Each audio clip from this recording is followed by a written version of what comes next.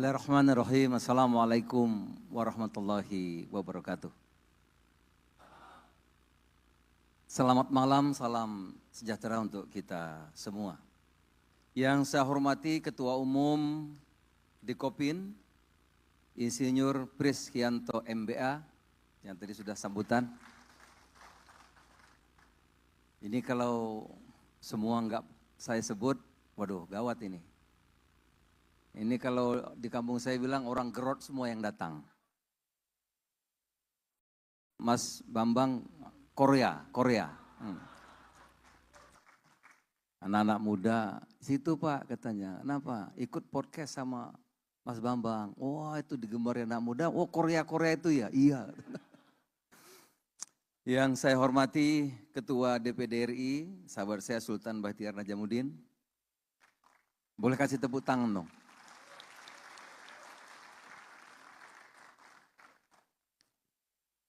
Wakil Ketua MPR, Mas Bambang.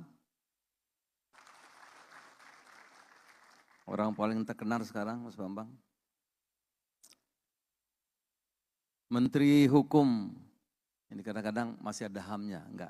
Menteri Hukum, sahabat saya Mas Supratman Andi Agas. Menteri Tenaga Kerja, Yasir Lee. Menteri UMKM, Pak Maman Abdurrahman. Ini kalau enggak disebut semua, waduh gawat ini, harus sebut semua. Utusan khusus Presiden, Raffi Ahmad.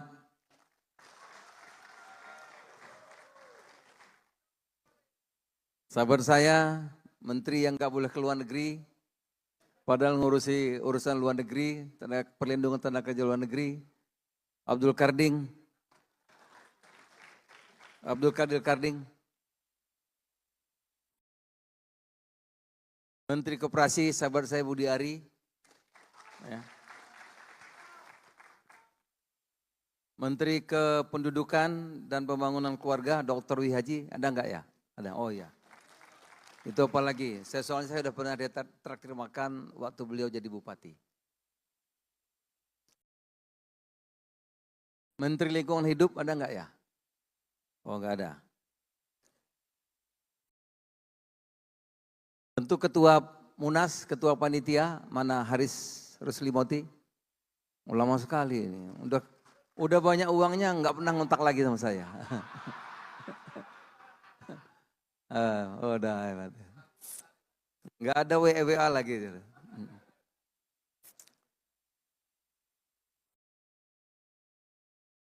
Bocor halus ya.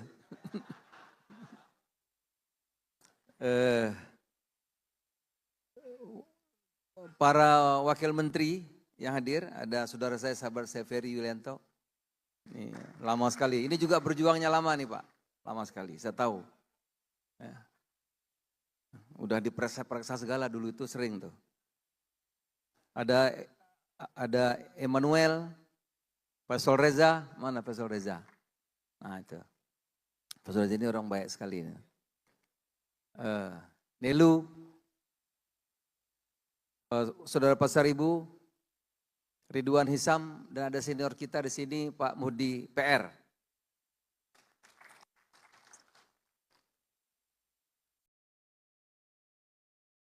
Oh ini kertasnya, mohon maaf, karena kertasnya belakangan jadi bukan membelakangi enggak. Wakil Ketua DPR RI, Saan Mustafa. Wah ini gawat kalau lupa nyebut tadi, ini bahaya kita. Wakil Ketua MPR sudah, Mas Bambang. Wakil Ketua DPR RI, Pak Mas Cucun Ahmad Samsurijal datang enggak ya? Ini PKB cuma Syekh aja yang datang satu ya.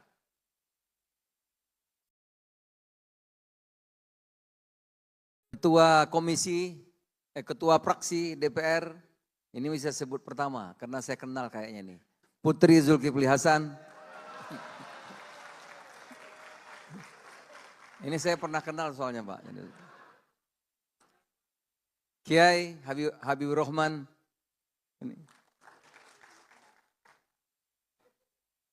Sahabat saya Victor Leskodat.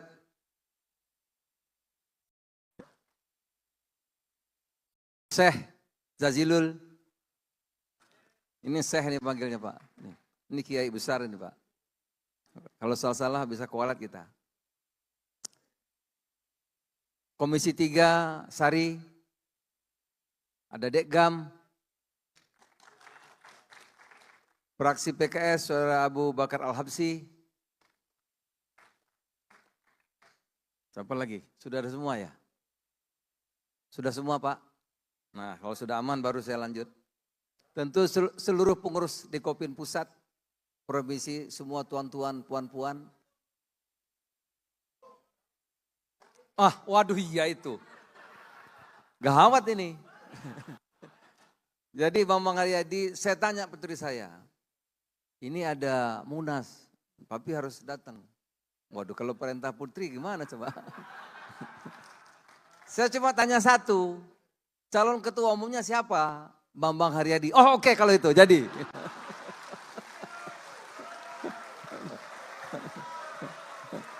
Jadi udah. Ya.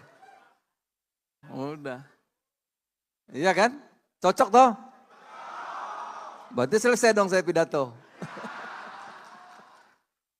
Baik, ya. Tepuk tangan dulu untuk Bambang Haryadi. Baik. Iya, baik. Saudara, saya ingin cerita sedikit, boleh ya? Dikit tapi panjang. Baik. Kita ini sudah reformasi hampir 28 tahun. Betul kan?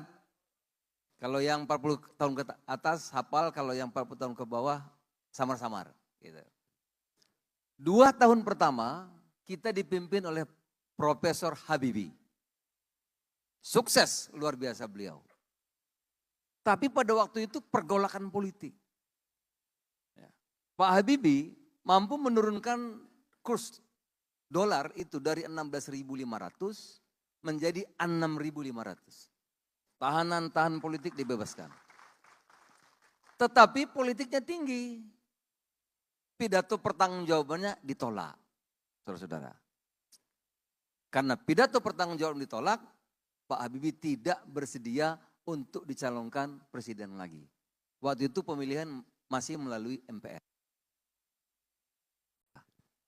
Habis 2 tahun. Ribut soal reformasi.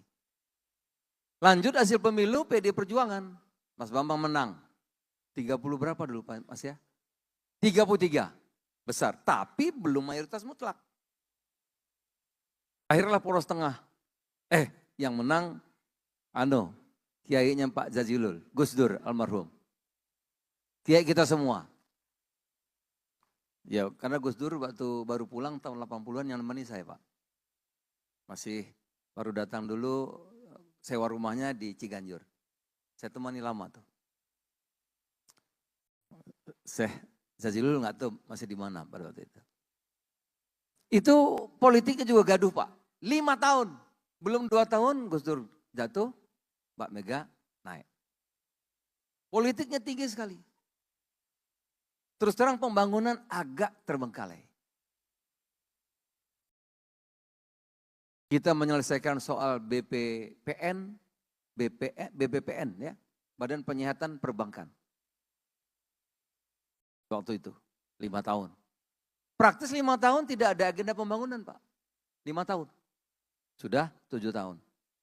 Pemilu langsung pertama dimenangkan oleh Pak SBY. 10 tahun beliau. Tapi pada waktu Pak SBY 10 tahun kita surplus demokrasi. 10 tahun Pak. Ya. Karena saya ngikuti. Jadi DPR, jadi menterinya Pak SBY, jadi menterinya Pak Jokowi, sekarang baru dengan Pak Prabowo. 10 tahun zaman Pak SBY kita Pak, surplus demokrasi. Kerbau sapi bisa demo zaman itu. Betul enggak? Ya kan? Bangun sih koperasi ya adalah, pertanian ya ada, infrastruktur ya ada, tapi ada gitu. Ada. Sampai 10 tahun Pak. Jadi 17 tahun. Pemilu lagi Pak Jokowi 10 tahun.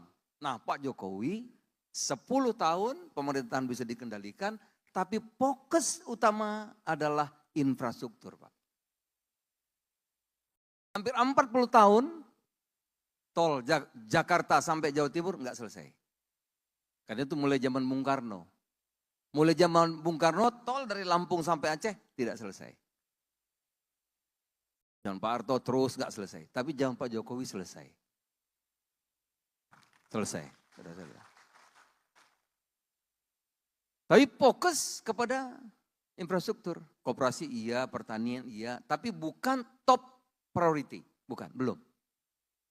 Nah sekarang ini saudara-saudara, di bawah kepemimpinan Bapak Prabowo, presiden kita sekarang ini, alhamdulillah. Alhamdulillah.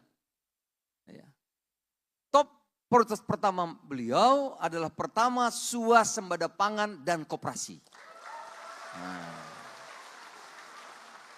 Karena Pak Prabowo prinsipnya ekonomi pasal 33. Pasal 33. Saudara. Kalau pasal 33, ya kalau agak besar BUMN, yang umum ya koperasi. Apa itu koperasi? Tadi saudara Haris Ruslimoti sudah menjelaskan, saya nggak ulang lagi.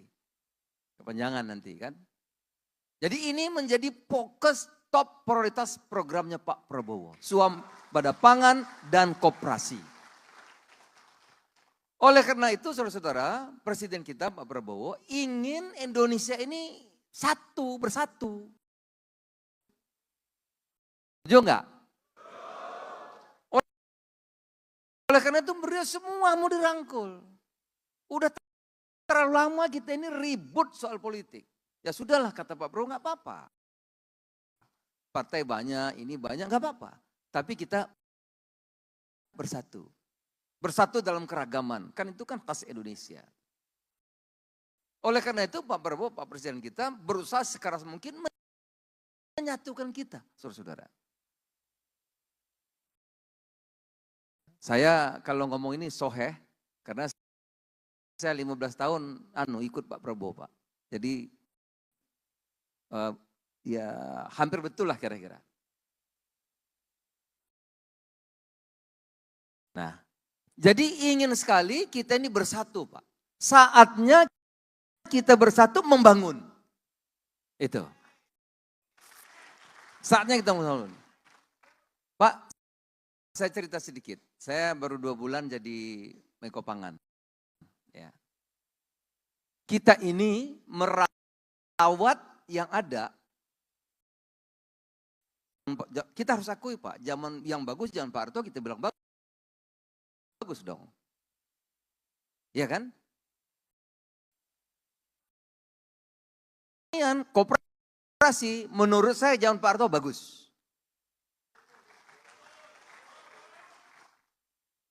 Saya ngurus pangan Pak, baru 2 bulan. Kita ini menjaga saja, ya. Contoh irigasi. Irigasi peninggalan Pak Harto luar biasa bagus sekali Pak. Kita menjaga, merawat aja kurang mampu. Bangun pabrik pupuk segala macam Pak Harto. Kita menjaga kadang-kadang susah. Yang membangun Bulog itu zaman Pak Harto. Punya 1.800 lebih gudang.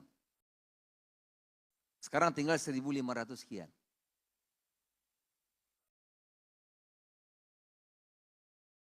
Kita sekarang Pak, dulu zaman Pak Harto, 67% sektor tenaga kerja itu dari pertanian dan koperasi.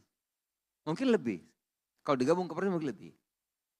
Paling kurang 67-70% itu sektor pertanian koperasi itu tenaga kerja di situ Pak. Sekarang kira-kira tinggal 25%. Oleh karena itu kalau kita lihat, ini saya senang nih koperasi ada yang muda-muda. Saya kalau ke daerah Pak ketemu koperasi dan ketemu petani itu aging, tua-tua. Karena dari seluruh tenaga kerja tinggal 20-25%. Orang yang tertarik koperasi dan pertanian itu tinggal 25%. Jarang orang mau tertarik sekarang. Koperasi ya kurang. Pertanian ya nggak bisa kaya gitu Pak. Nah inilah sekarang yang menjadi sekali lagi program prioritasnya pemerintahan Pak Prabowo. Ini sekarang. Oleh karena itu, ya Munas ini menjadi titik tonggak sejarah kebangkitan koperasi Indonesia. Bidangnya banyak Pak, luas sekali sekarang. Jadi bapak-bapak hadir semua ini ramai sekali ini udah saya kok optimis, sangat optimis ya koperasi kita akan maju. Pak sekarang semua akan dilibatkan koperasi. Yang besar BUMN, yang lain kita akan koperasi. Ya. Saya 22 bulan jadi Menko Pangan, udah banyak yang kita putuskan Pak. Bapak-bapak tahu kita ini impor hasil pertanian berapa? 30 juta ton impor hasil pertanian. Besar sekali Pak, selama 28 tahun. Dikit-dikit kita impor. Saya Menteri Perdagangan, waduh terkenal disebut Menteri Tukang Impor. Padahal nggak begitu. Karena Menteri Perdagangan itu kan melaksanakan tugas. Yang memutuskan tuh rapat Menko atau ratas dipimpin Presiden. Nah sekarang saya jadi Menkonya, alhamdulillah dipercaya Pak Prabowo. Saya minggu lalu, oleh karena ini peluang besar di sektor pertanian dan perkebunan, ya koperasi ada juga makanan bergizi nanti pada ujungnya, sektor makanan bergizi pada ujung itu akan melibatkan koperasi-koperasi Pak. Ya. Ya. Saya ambil contoh satu Pak pupuk. Pupuk dulu mengular. Orang kalau mau dapat pupuk itu mengular ruwet sekali. SK Bupati, SK Gubernur, SK Menteri Perdagangan, SK Menteri Pertanian, SK Menteri Keuangan, pupuk. Alhasil pupuk datang kalau panen. Nah ini kita udah pangkas. Kita ingin nanti di petani-petani ada gapoktan yang membentuk koperasi-koperasi Pak. Seperti zaman Pak Harto dulu. Itu yang Pak Harto dulu. Oleh karena itu sekarang kita pangkas pupuk hanya SK Mentan, langsung pupuk Indonesia, langsung gapoktan atau kios atau koperasi atau apapun yang ada di kabupaten atau di desa-desa itu. Kita potong Pak sekarang. Nah, keputusan penting yang kami lakukan, ya, karena ini kita ingin betul ekonomi lebih bergerak, ya. Kami sudah memutuskan Pak, 22 bulan ini kita Pak Presiden pidato di MPR, kita harus swasembada pangan pada tahun 2029 di MPR Pak. Mas Bambang sudah. Begitu sidang kabinet, Presiden mengumumkan kita harus swasembada pangan tahun 2028. Maju setahun Pak, belum kerja. Belum kerja kita waktu itu Pak. Begitu Presiden kita berkunjung di G20 dan APEC, beliau pidato lagi, kita akan swasembada pangan pada tahun 2027. Ya kan? Berarti tinggal 2 tahun Pak. Oleh karena itu kami, ya kita punya tim yang kuat sekarang, alhamdulillah. Ada Menteri Pertanian yang tidak pernah lelah gitu, ada Menteri KKP, pokoknya tim kita kuat sekali, kompak. Oleh karena itu saya sudah memutuskan Pak, tahun depan karena rupanya yang memutuskan impor-impor ini Menko. Nah sekarang saya Menkonya. Kita sudah memutuskan Pak Saan, tahun depan kita tidak impor beras lagi Pak, tahun depan. 2024 impornya 3,6 juta. Bayangkan, tahun depan kita berani dululah tidak impor beras lagi tahun depan. Sudah putus Pak, enggak impor lagi. Tahun depan, Bapak-Bapak Ibu sekalian, kami sudah memutuskan tidak impor lagi jagung untuk konsumsi. Udah kita putuskan.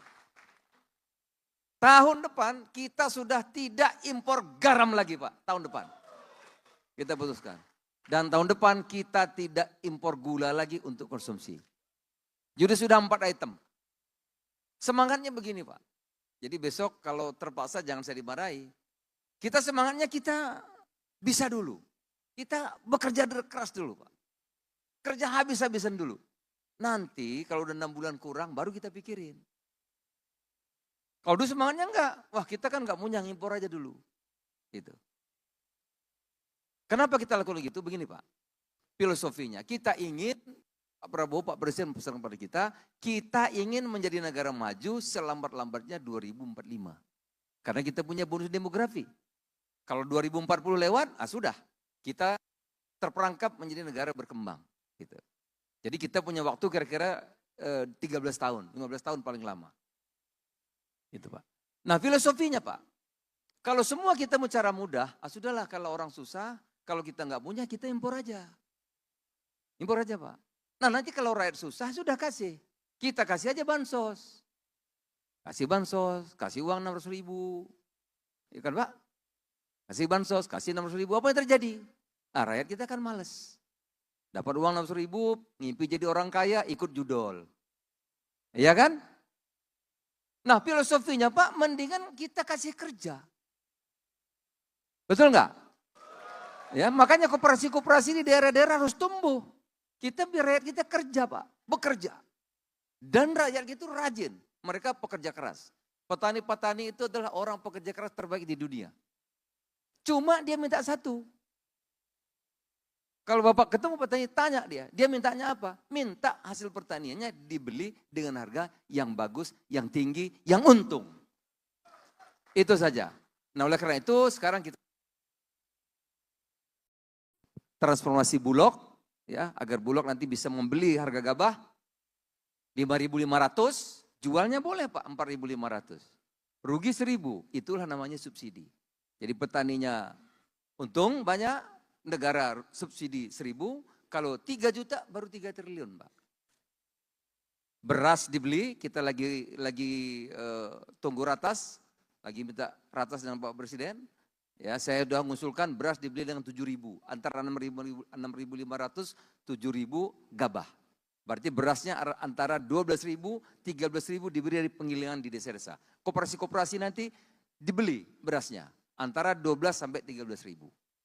Sehingga koperasi yang punya pabrik padi kecil-kecil bisa berjalan. Bapak Ibu sekalian. Ini kita nanti jualnya kalau keberatan inflasi tinggi, ada jualnya 12.000 Pak. Bulog beli 13.000, jualnya 12.000. 1.000 rugi. Itulah yang disubsidi oleh pemerintah. Kalau 5 juta baru 5 triliun Pak. Sekarang Pak kita bagi-bagi bansos itu mungkin berapa? Mungkin 30 sampai 50 triliun lebih. Gitu. Tetapi rakyat kita kasih tapi menjadi malas. Kalau kita beli harga pertanian dengan bagus, ya, kerjasama dengan koperasi-koperasi tumbuh di mana-mana, insya Allah Pak, masyarakat kita akan masyarakat yang produktif, ya, bekerja keras, koperasi tumbuh di mana-mana, dan swasembada pangan sebelum 2027 bisa kita capai, insya Allah. Itu aja dulu. Nah yang terakhir saya diminta apa ya Mas Bambang?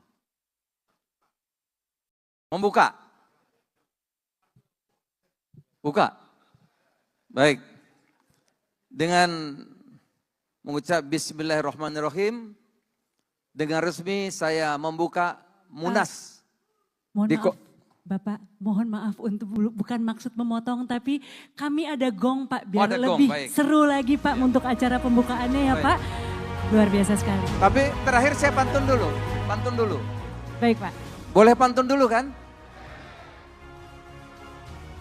Kalaulah tidak karena tinta, takkan dapat kugubah sebuah puisi. Kalaulah tidak karena cinta saudara-saudara, tak mungkin aku ada di sini.